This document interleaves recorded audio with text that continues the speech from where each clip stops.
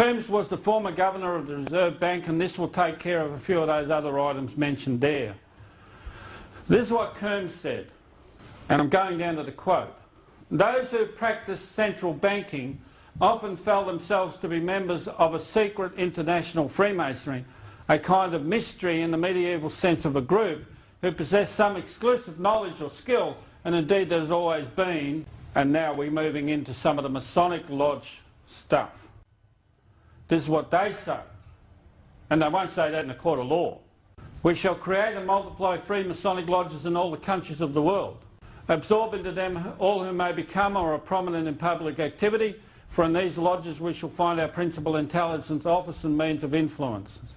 All these lodges we shall bring under one central administration known to us alone, and to all others absolutely unknown, which will be composed representatives who will serve to screen the above mentioned administration of Masonry, and from whom will issue the watchword and program. In these lodges we will tie together the knot which binds all revolutionary. Masonry always perpetrates a revolution because in that they get order out of chaos. And liberal elements, their composition will be made up of all strata of society. Now, any of the Australian banks, actually American banks, has a hold the power to create money in addition to what you've said about the Federal Reserve specifically? Answer, yes. The fractional reserve system implemented under the Federal Reserve Act of 1913 allows the banking system as a system to create money to expand the money supply. Now that should be your government's ability, not a bank's ability. Why did you give it to the bank? We didn't make us do it. No, the Commonwealth Bank was sold in April 1991. It's a statutory constitutional bank. Why'd you let them do that? The authority to expand or contract the money supply by changing reserve requirements given to a private banking system puts our whole money system in fearful jeopardy. Is that happening now? Yes. Because what they're actually saying is, we've got a problem but we think we can prop it up and therefore it's got fixed. No, that's just getting you ready for them to collapse it. By simply saying, well, it collapsed because we couldn't support it. But in actual fact, they wanted it, they built it to collapse it. Why? Because this is what will happen. When Australia can't pay its interest, and that'll be called up in one day, they just simply say, internationally we declare Australia bankrupt. That's all of yours. Everything that you put up against that money, unknowns to you, is then under international bankruptcy, which means they own your property for the next 20 years. Got it? What are you going to do about it? Now this is the ANZ. We've only done the ANZ for this one, for another reason. That's the major shareholders of the ANZ on our last check of the shareholders of the ANZ. All of those are interlocking shareholders. There's a myriad of shareholding tracking, and you go into thousands, etc. You'll find them all what you call offshore and disposable, which means they can go out of existence on any particular day. And do you think they'll give you back your money? Can I ask the question again? Do you think they'll give you back your money? No. Do you think they lost it or they just moved it? Moved it. Now the banks would say, you shouldn't be talking about us because we are really good and representative.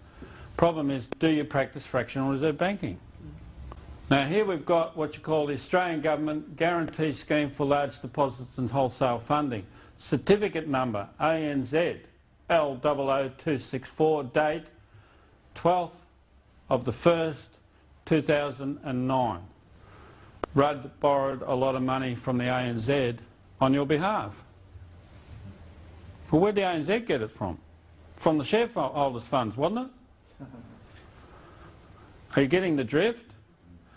Did Rudd know that this is how they were doing it? It says, the Commonwealth of Australia hereby certifies that the liabilities, the details of which are specified in an annex to this certificate, are guaranteed liabilities. You guaranteed the bank liability. So when Rudd stood up and said, we'll guarantee all the deposits in the bank, did he? Did he put through any legislation in the Commonwealth Parliament to make that happen? The answer is no. But did he give the government guarantee to the bank instead? Yes. There it is there. So this guarantee is going backwards rather than forwards. For the purpose of the deed of guarantee executed on behalf of the Commonwealth of Australia, which takes effect on 28th of November 2008, signed by authorised signature. Now we have Commonwealth of Australia Securities, which in actual fact has a New York office, a New York mailing address, but it's registered in Delaware. Now what does that mean? That if you had a problem in the government with getting that money back, and you have to take a legal action in Delaware to get it back. But you've got to be a registered citizen of Delaware to lodge the action. Got it? Annex. Now that's the money, some of the money, only some of the money that's come in from the ANZ to Rudd. That's actually $2 billion. Maturity at 16th of the 1st, 2012. 3 years away. Then the next one is $2 billion. Maturity 16th of 1st, 2014. And it's to be cleared in Euroclear. There's the debt you have to pay. But you have to pay interest on it too. The Queen is the head of the most venerable order of the Hospital of St John of Jerusalem.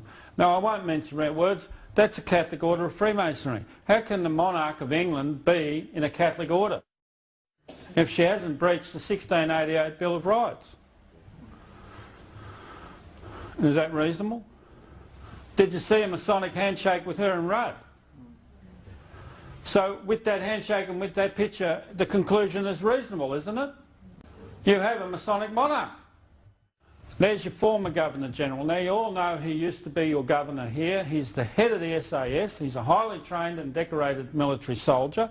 He's not a yahoo. He's probably a good guy. But once Freemasonry gets hold of their head, they turn them around in the spirit. And here it says, new Governor-General committed Freemasonry. Now he ran your country for a period of time and then he passed the baton to Quinton Bryce. But what's Quinton Bryce? There she is, your current Governor-General. Look at the smile of Grandma. Beware of Grandma. Beware of this lady. Because she's a dame of grace of the most venerable order of the Hospital of St John of Jerusalem. Catholic Freemasonry. Member, Australian delegation to the United Nations Human Rights Commission, Geneva. So she's working the UN program. There's her hubby. He's also a Knight of Justice in the Order of St John of Jerusalem. He's also the intelligence officer in the Royal Australian Air Force Reserve. Still accountable to Jeffreys.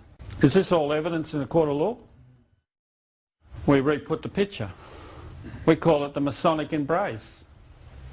That's a reasonable picture, isn't it? I think it tells its own story.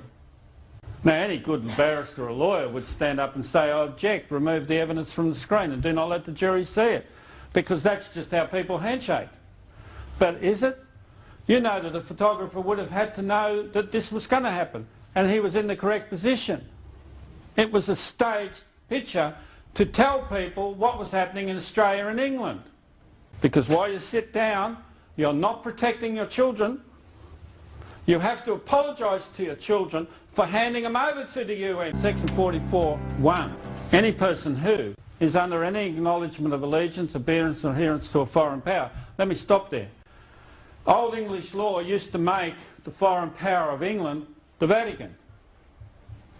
But what I'm saying here, the foreign power that is clearly evident here is the United Nations. The foreign power that is clearly evident here is international Freemasonry. Why? It couldn't have been bred from this country because you are the youngest country in the world. Is that reasonable to say?